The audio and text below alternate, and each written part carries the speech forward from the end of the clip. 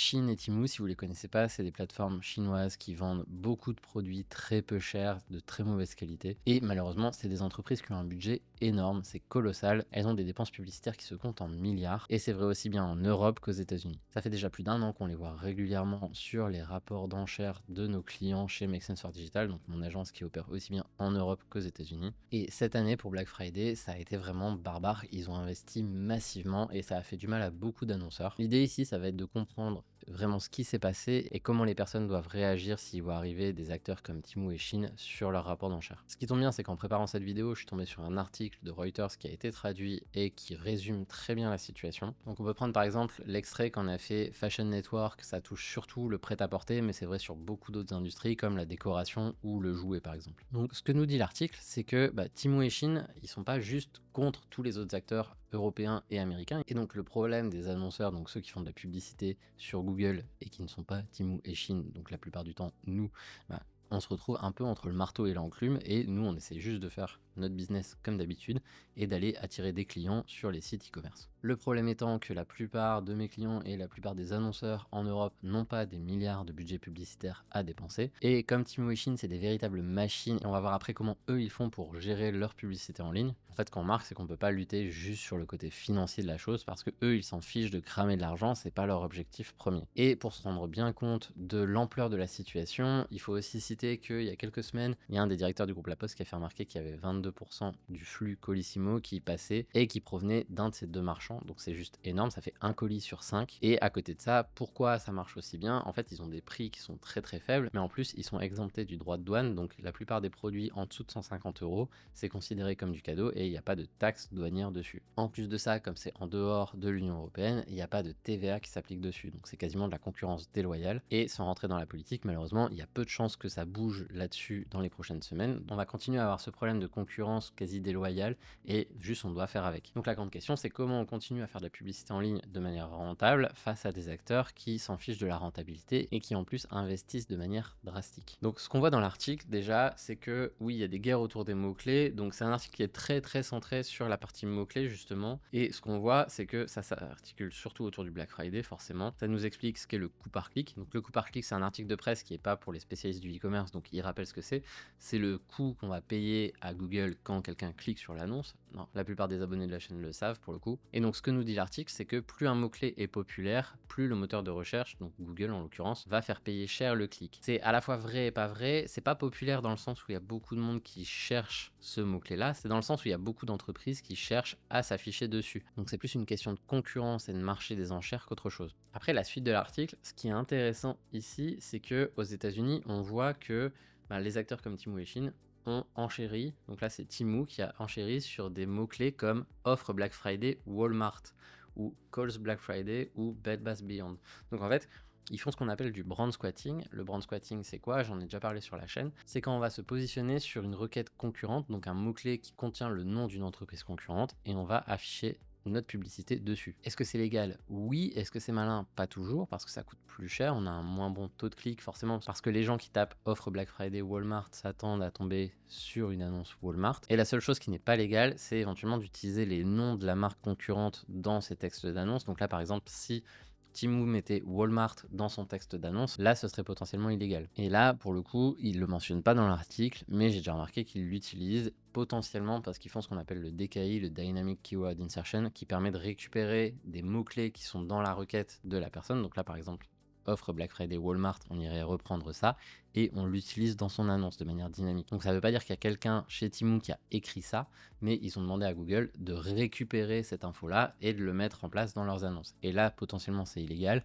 Le problème étant que c'est des entreprises qui sont basées en Chine et donc il y a peu de recours légaux possibles. La seule façon de l'enlever de la partie Google Ads, c'est de faire vraiment un rapport avec le formulaire de réclamation de chez Google. Donc il faut trouver l'annonce, prendre le lien de l'annonce en question, remplir ce formulaire et attendre, ce qui peut parfois prendre jusqu'à plusieurs semaines malheureusement. Et là, comme on était sur une OP Black Friday, le gros du trafic se fait sur une période qui est très courte et donc ça permet de bypasser toute réclamation possible parce que le temps que la réclamation soit traitée, entre guillemets, le mal est déjà fait. Donc si on continue l'article, on voit que Shein l'ont fait aussi avec pour le coup des marques comme Zara ou Mango. Forcément, eux, ça les intéresse d'aller capter les utilisateurs et les acheteurs de ces marques-là pour les convertir chez eux. Et c'est des données qui viennent de SEMrush. Donc si vous connaissez pas l'outil, vous pouvez le découvrir. Il y a un lien dans la description d'ailleurs. J'ai même un lien affilié si vous voulez tester. Je crois que c'est 7 ou 14 jours d'essai gratuit.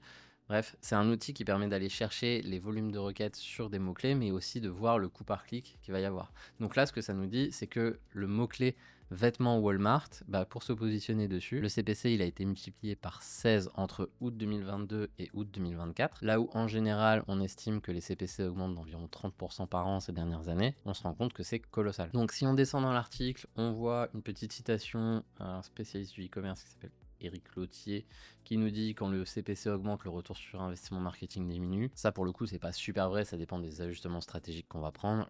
La hausse du CPC, c'est pas un problème de ROAS, c'est pas un problème de retour sur investissement, c'est un problème si on n'arrive pas à le gérer. Ça, c'est autre chose. Dans certains cas, ça peut même dire que l'opération n'est pas rentable. Oui, ça c'est possible. Donc c'est pour ça qu'on ajuste sa stratégie. C'est pas juste une question de mots-clés. Ce qui peut être problématique pour les détaillants qui dépendent du marketing payant pour vivre de leur activité. Oui, c'est pour ça qu'une forte dépendance au marketing payant, c'est dangereux. J'en parle régulièrement ici dans les épisodes. C'est pour ça que je vous invite à avoir une vraie stratégie CRM, par exemple, pour ne serait-ce que fidéliser les personnes.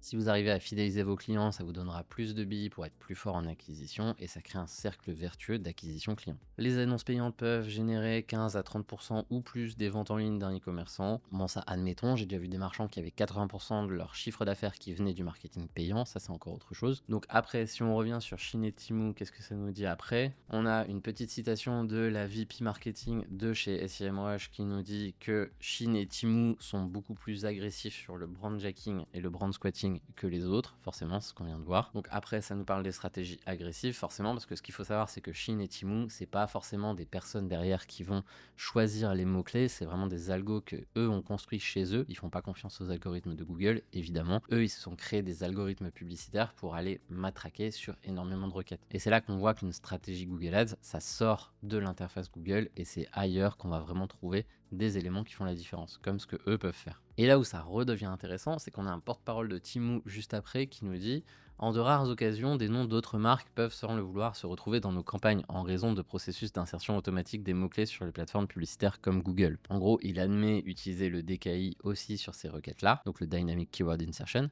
Par contre, ce qui est intéressant, c'est que le DKI ne marche que si les mots-clés sont ciblés, donc c'est-à-dire si c'est des mots-clés que vous avez choisis dans le compte. Donc, soit c'est par omission, soit c'est parce qu'il ne connaît pas assez bien le DKI pour faire cette remarque, mais donc c'est bien la preuve qu'ils choisissent volontairement, ou en tout cas que leurs algorithmes ne sont pas bridés pour s'empêcher d'enchérir sur les marques des concurrents. De son côté, Shein n'a pas répondu aux demandes de commentaires, et ensuite on a une petite conclusion avec la hausse des coûts pousse certaines entreprises à revoir leur politique de dépenses marketing et investir le budget habituellement dédié aux annonces payantes sur d'autres canaux comme Facebook, TikTok, les partenariats avec des influenceurs, la publicité traditionnelle. Ce qui est intéressant, c'est que on s'en rend pas forcément compte, mais du côté de Meta et de TikTok par exemple, pour la partie publicitaire, l'influence de Shein et Temu se fait sentir aussi. Pourquoi? Parce qu'en fait, ils participent à l'augmentation des CPM, donc c'est pas les CPC côté Google, là c'est les CPM, les coûts pour 1000 impressions, parce que comme ils ont aussi une politique agressive là-bas, ça va participer à faire en sorte qu'il y ait plus de monde qui enchérit sur les mêmes audiences, et donc les CPM, les coûts publicitaires pour 1000 impressions,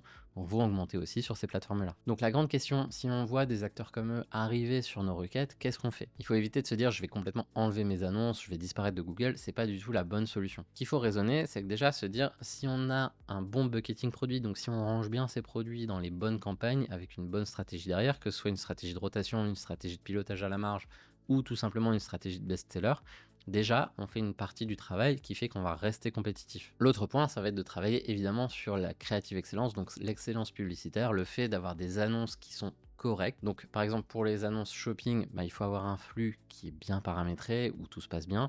Et pour les annonces texte ou les éléments textuels, par exemple, comme dans les campagnes Performance Max ou dans les campagnes Demand Gen, on a quand même des éléments textuels. Il faut se recentrer sur les propositions de valeur qu'on va avoir, surtout par rapport à des acteurs comme ça. D'ailleurs, la suite de l'article en parlait très rapidement. De nombreuses marques commencent à se dire que cette activité apporte des clients dont elles ne veulent pas, des clients qui recherchent uniquement des prix et pas des clients à forte marge qui reviennent.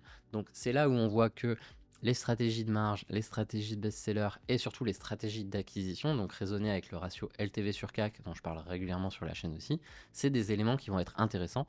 Et rien que faire ça, normalement, ça oriente un minimum votre stratégie et ça vous rend résistant face à des acteurs comme Temu et Shein. Donc ce qui va être intéressant à ce moment-là, c'est de se dire, ok, est-ce que ma stratégie, elle est cohérente déjà au sein de Google Ads, au sein de Meta Ads, au sein de TikTok? Ok, ça c'est des éléments séparés. Et ensuite, comment je fais en sorte que l'ensemble fasse sens et que mon ensemble soit rentable? Parce que, entre guillemets, on a même le cas où des campagnes Google Ads ne sont pas rentables en tant que telles, mais au niveau global de l'entreprise, ça rapporte tellement en valeur et on sait qu'il y a des ruptures de tracking que ça vaut le coup de dégrader son ROAS de manière visible sur Google Ads parce que ça s'inscrit dans une stratégie marketing globale. Dans tous les cas, et pour être sûr que tout se passe bien dans vos campagnes Google Ads, je vous mets aussi en lien dans la description et dans le commentaire épinglé le lien vers mon guide Google Ads avec les stratégies 2025. C'est on va dire déjà le minimum à mettre en place pour essayer de résister face à des acteurs comme eux, parce que là aujourd'hui c'est Temu et Shein, mais demain ça peut être un concurrent contre qui vous êtes vraiment en frontal et qui est dans la ville d'à côté, ça c'est un autre sujet, mais c'est les mêmes façons de gérer. On gère la concurrence face à des acteurs comme Temu et Shein, comme on a toujours géré la concurrence. Il y a toujours eu des acteurs qui sont arrivés comme ça, soit arrosés avec des levées de fonds, soit avec des passes droits, on va dire comme c'est le cas ici. La grande question, c'est pas est-ce qu'on se plaint, la question c'est quelle stratégie on met en place pour continuer à résister face à ces gens-là. Donc pour la partie Google Ads, comme je le disais, je vous mets ça en description et dans le commentaire épinglé. Vous pouvez aussi prendre un rendez-vous avec un consultant Make Sense, on n'a pas de commerciaux, c'est que des consultants qui prennent les appels. Donc si vous voulez vraiment vous poser sur votre stratégie Google Ads ou même sur votre stratégie Meta Ads, ou encore mieux, si vous voulez vous poser sur la stratégie globale de votre marketing digital, le lien pareil, il est dans la description de la vidéo. Et si vous me découvrez avec cette vidéo, je m'appelle Maxence van der Zelmen, j'ai créé Make Sense for Digital, qui est une agence de conseil en marketing digital. On a le plaisir d'accompagner un peu plus de 40 clients sur l'ensemble de leurs leviers marketing, dont Google Ads, dont le SEO, dont Facebook Ads. Et ça fait près de 15 ans que je navigue dans l'écosystème du e-commerce où j'essaye de faire avancer les marques vers plus de rentabilité et plus de croissance. Si c'est des sujets qui vous parlent, je vous mets tout de suite sur l'écran de fin la playlist avec toutes mes vidéos concernant le marketing digital. On se retrouve très vite sur la chaîne Make Sense.